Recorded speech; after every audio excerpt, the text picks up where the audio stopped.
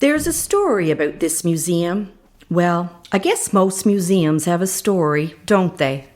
I mean, they tell stories. That's their job. But this museum has a story of its own, about itself. Let's take a walk around, look at some of these things. I'll come along for the ride with you.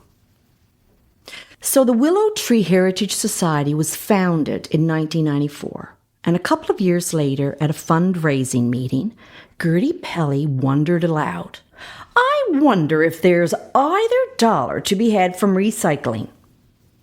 Recycling was almost a foreign concept to this coast back then. Even the idea of stopping littering was new. Folks were still throwing their old Pepsi bottles out of the windows of their cars on the highway. Well, Gertie and her friends were walking along the road pretty much every day anyway for exercise, and they figured they could take a break from walking to climb down into a ditch to get some litter. They started bringing empty plastic bags with them on their walks and coming home again with those bags full of bottles.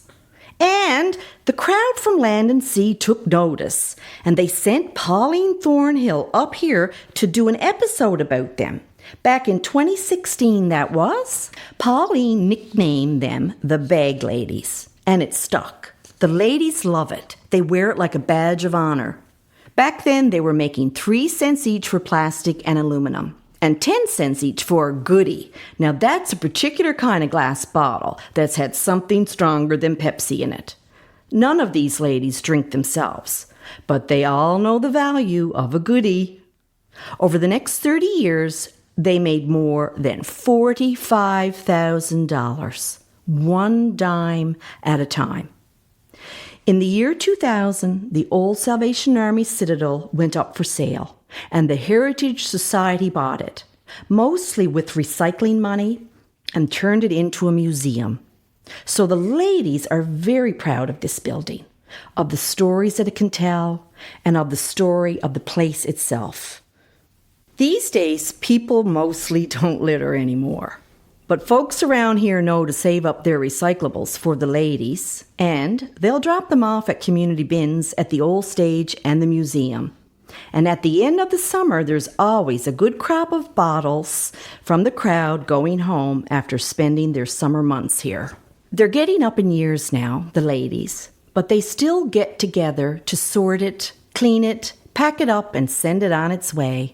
And then they'll share a well-earned cup of tea. And when they come in here, well, they can see the yield from all of their hard work. My name is Geraldine Gillingham, maiden name Critch, and my mother, Alma Critch, was one of the Bag Ladies. Geraldine, where did the idea for Land and Sea come from? Well, it was just on a whim that I came out that time when they were dedicating, I think, the Willow Tree, And I just was just moved beyond. I could not believe that they had done this. So I decided to call or send an email to Pauline Thornhill.